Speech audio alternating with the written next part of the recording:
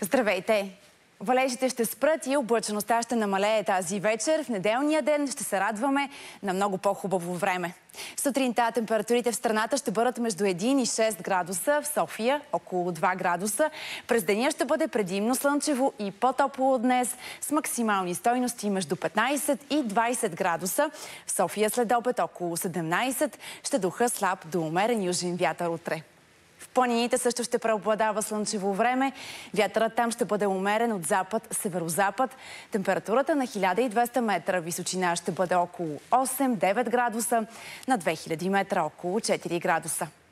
Новата седмица ще започне с повече облаци, ще има и условия за валежи на места в страната. Какви температури ни очакват и всички останали подробности обаче ще научите в прогнозата след новините, а те започват сега с Виктория Петрова и Юксел Кадриев. Останете с нас!